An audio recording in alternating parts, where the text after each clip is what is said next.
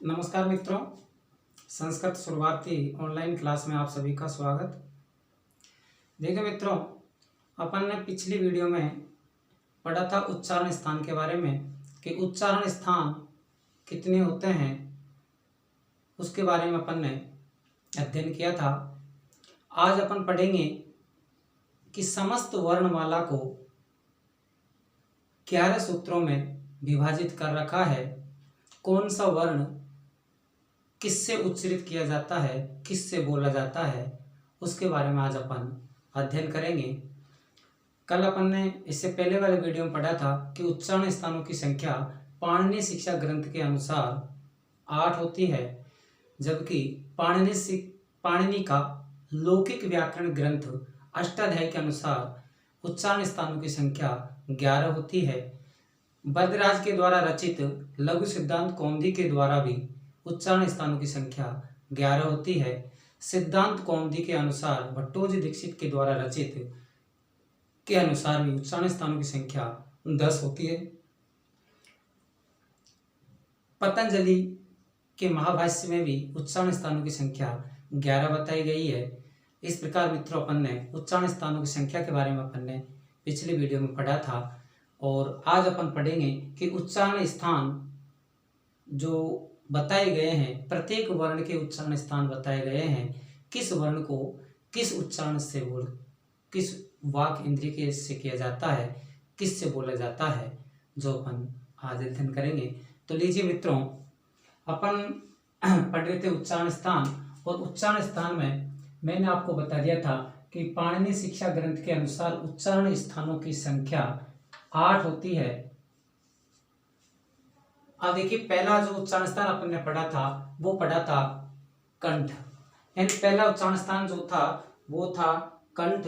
और कंठ जो उच्चारण स्थान के कौन कौन से वर्ण अपन बोलते हैं, तो देखिए मित्रों, कंठ उच्चारण स्थान का जो सूत्र है अकुह विसर्जनीयानाम कंठ है। यानी इस सूत्र के अंदर कौन कौन से वर्ण गिने जा रहे हैं वो आपको देखना है। एक सूत्र की अपन व्याख्या कर लेंगे, उसकी आप तुरंत समझ जाओगे कि इसके अंदर कौन कौन से वर्ण गिने जाते हैं।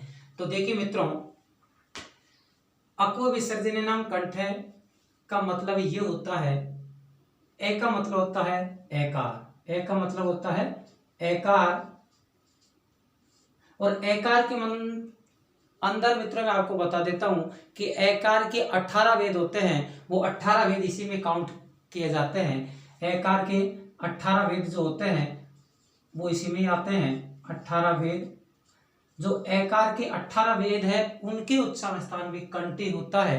याद रख लेना मित्रों, ए का मतलब होता है एकार, कै का मतलब कैवर्ग, कै वर्ग, और कै वर्ग में मैंने आपको बताया था कि 5 वर्ण गिने जाते हैं, कै खे गे घे ण।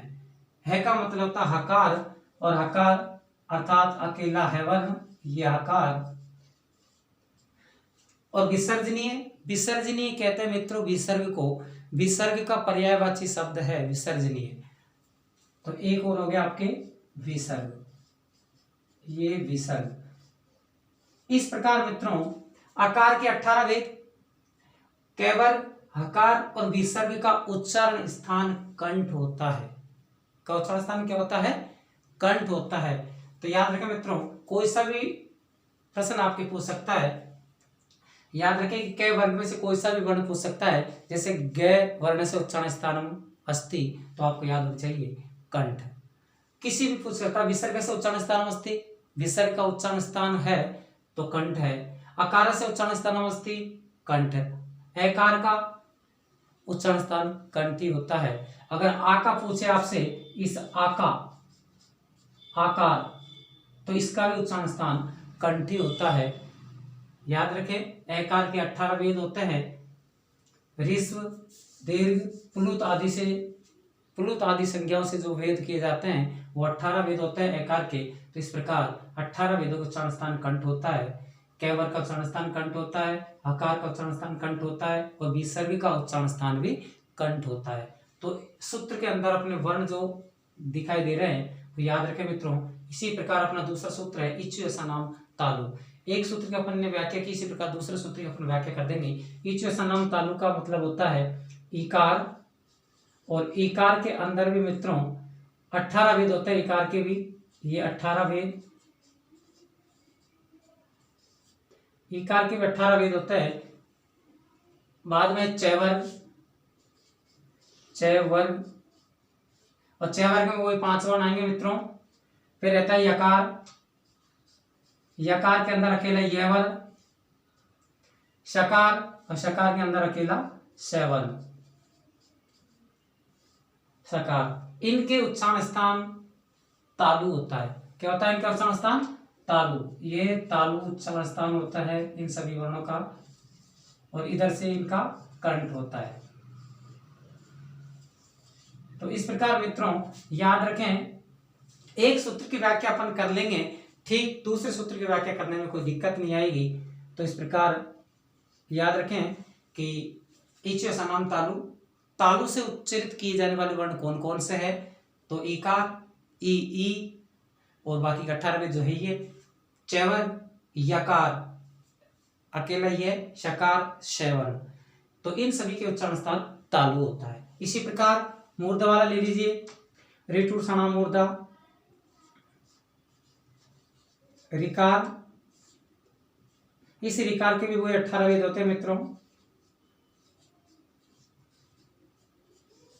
और आगे फिर टैवर्ग, टैवर्ग,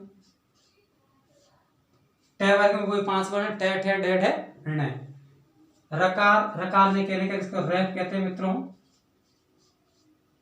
अकेला रेवल। सकार, सकार के अंदर अकेला सेवल। इन सभी वर्णों का उच्चारण स्थान मूर्धा होता है मित्रों, और मूर्धा अपन कहते हैं मस्तिष्क को, और मस्तिष्क कहते हैं अपन जिसे सिर को। यानी इन सभी वर्णों को बोलते समय मस्तिष्क को कार्य करना पड़ता है, इसलिए इनका उच्चारण स्थान मूर्धा होता है।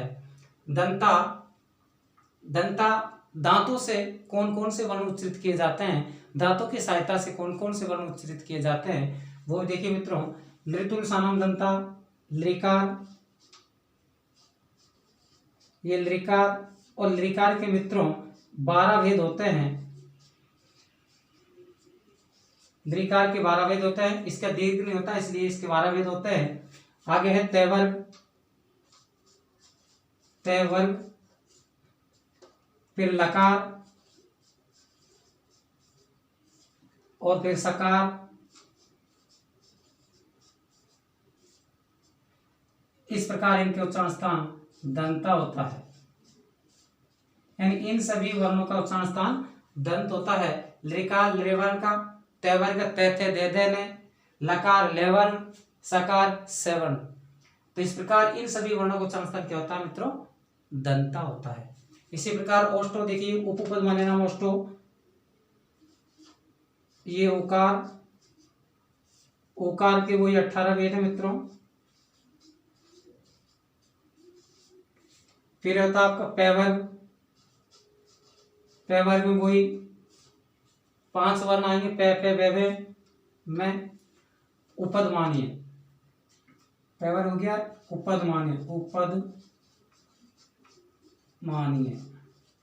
और उपद मानिए वर्णों मित्रों, उपद मानिए वर्ण होता है, मैंने आपको बताया था, पे और फे के पहले जो अर्ध विसर्ग होता है, ये उपद मानीय वर्ण की आकृति कहलाती है, इसको उपद मानीय वर्ण कहते हैं, और इसका उच्चारण स्थान ओष्ठ होता है।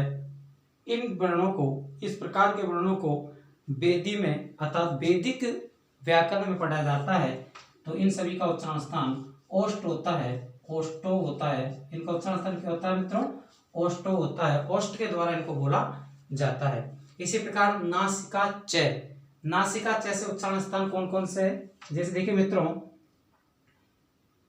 वर्गों के जो पंचम वर्ण है, यम गण नाम नासिका च, वर्गों के जो पंचम वर्ण है, मैं, न, न। मित्रों ये 5 वर्ण ऐसे हैं जिनके उच्चारण स्थान 2-2 होते हैं। एक तो मित्रों अपन देखिएगा जैसे यम गणना नासिका से, इनका उच्चारण स्थान नासिका है और नासिका के साथ साथ में जिस वर्ग के अंदर ये आ रहा है वो भी इसका उच्चारण स्थान है। जैसे मान के चलते हैं जैसे ये है, इसका उच्चारण स्थान अपन ने यहाँ पे पढ़ लिया था इचुएसा नाम तालु, च वर्ग के अंदर, अर्थात च वर्ग का उच्चारण स्थान तालु होता है। च वर्ग में 5 वर्ण होते हैं, च छ ज झ य, तो ये यहाँ भी काउंट है। तो इस ये का उच्चारण स्थान एक तो तालु है और एक यहाँ पर कौन सा हो गया, नासिका हो गया। तो इस प्रकार मित्रों याद रखें इन वर्णों के उच्चारण स्थान दो दो होते हैं, एक तो जिस वर्ग के अंदर आ रहा है और एक नासिका। तो इस प्रकार याद रखें इन वर्णों के उच्चारण स्थान नासिका च है। नासिका च का मतलब होता है नासिका के साथ और भी है, इसलिए नासिका च उच्चारण स्थान है इनके। कंठ तालु ए दो तो कंठ तालु ए दो तो देखिए मित्रों, ए दो तो यानी एककार और एकार के मित्रों वही 12 भेद होते हैं। एकार के 12 भेद, एकार के 12 भेद ए आई, छोटा बड़ा कोई सा लिख सकते हैं अपन। तो एकार के जो 12 भेद होते हैं उन सभी को उच्चारण स्थान कंठ और तालु होता है मित्रों। इनका उच्चारण स्थान क्या होता है, कंठ तालु, एक साथ में बोला जाएगा मित्रों जॉइंट में, कंठ तालु इनका उच्चारण स्थान होता है। इसी प्रकार आगे देखिएगा कंठोष्टम ओ दो तो कंठोष्टम, ओकार का उच्चारण स्थान भी ओकार,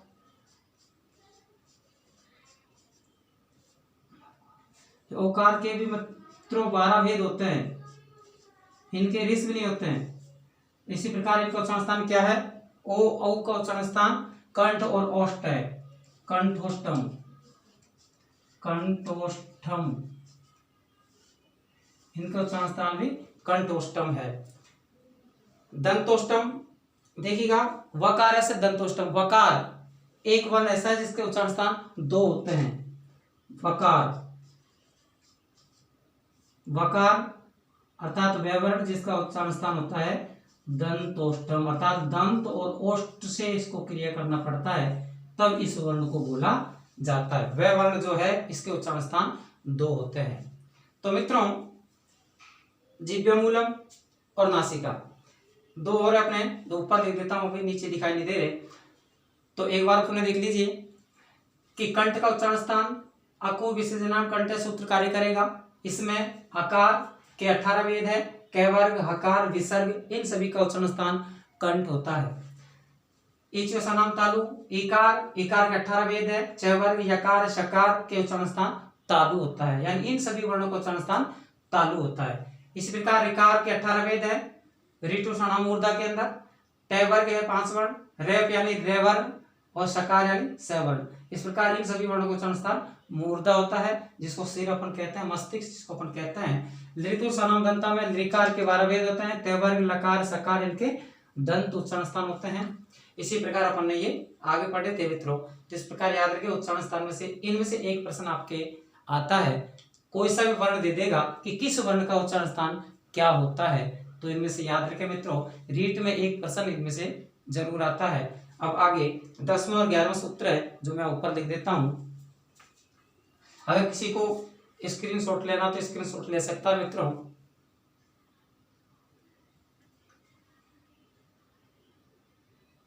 हाँ देखिए मित्रों,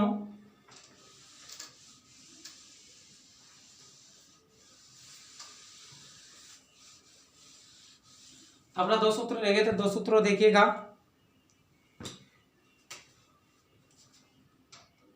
दसवां सूत्र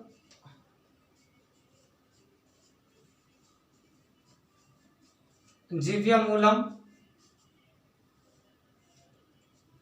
सूत्र है अपने पास में, जिह्वामूल्यस्य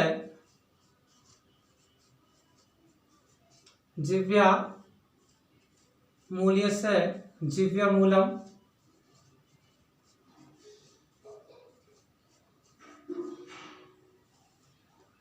देखिए मित्रों जिह्वामूल्य वर्ण का उच्चारण स्थान जिह्वामूल होता है। और जिह्वामूल्य वर्ण कौन सा होता है मित्रों, देखिएगा अपन ने पढ़ा था कि जिह्वामूल्य वर्ण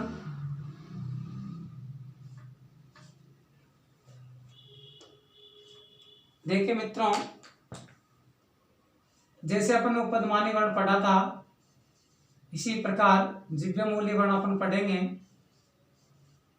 क और ख के पहले जो अर्ध विसर्ग चिन्ह आता है, इसको अर्ध विसर्ग कहते हैं मित्रों, इसको अपन अर्ध विसर्ग कहते हैं। क और ख के पहले आता है अर्ध विसर्ग, वो जिह्वा मूल्य वर्ण कहलाता है और इसका उच्चारण स्थान जिह्वा होता है। इसका उच्चारण स्थान जिह्वा होता है। ये जिह्वा मूल्य वर्ण कहलाता है और जिह्वा मूल्य वर्ण का उच्चारण स्थान नासिका होता है। इस प्रकार के वर्णों को अपन वैदिक व्याकरण में पढ़ते हैं मित्रों। लास्ट जो सूत्र है अपना, नासिका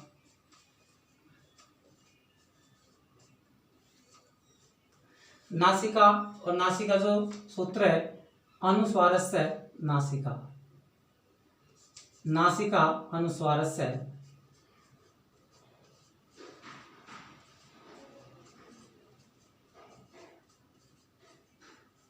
ये नासिका अनुस्वारस्य है, ये अपना लास्ट सूत्र है मित्रों। अनुस्वारस्य नासिका अनुस्वारस्य अर्थात अनुस्वार का जो उच्चारण स्थान है, अनुस्वार का जो उच्चारण स्थान है, इसका उच्चारण स्थान नासिका है। क्या है मित्रों? नासिका है। तो इस प्रकार याद रखें मित्रों, ये 11 सूत्रों में संपूर्ण वर्णमाला को विभाजित कर रखा है कि 11 सूत्र कौन कौन से है, जिनका उच्चारण स्थान क्या कहलाता है, किस वर्ण का उच्चारण स्थान कौन सा है। तो मित्र याद रखें, ये उच्चारण स्थान है आपके साधारण है, सीधे है, ऐसी कोई दिक्कत नहीं है। इनमें से एक प्रश्न आपके आता है रीट के अंदर। अब ये उच्चारण स्थान समाप्त हो गए हैं, अर्थात अपनी वर्णमाला जो थी वो कंप्लीट हो गई है। आपकी वर्णमाला में से 3 प्रश्न आते हैं मित्रों, एक वर्णों के अंदर से आएगा, एक प्रयत्न के अंदर से आएगा, एक उच्चारण स्थान में से आएगा। इस प्रकार 3 प्रश्न आपकी कंप्लीट है और 3 प्रश्न आप याद रखें कि 3 प्रश्न कौन कौन से हैं। तो इस प्रकार से आप याद रखें, छोटे छोटे वीडियो पढ़ते रहें, 15-15, 20-20 मिनट के वीडियो पढ़ते रहे मित्रों, जिसमें आपकी संस्कृत की तैयारी मैं कंप्लीट करवा दूंगा। प्रकरण वाइज आपको वीडियो उपलब्ध कराता रहूँगा। तो मित्रों अगले वीडियो में मिलते हैं। और मित्रों वीडियो अगर अच्छा लग रहा है तो चैनल को सब्सक्राइब करें। जिसने अभी तक चैनल को सब्सक्राइब नहीं किया है तो वो चैनल को सब्सक्राइब करें और वीडियो को शेयर करें, लाइक करें, कमेंट्स करें। जय हिंद, जय भारत।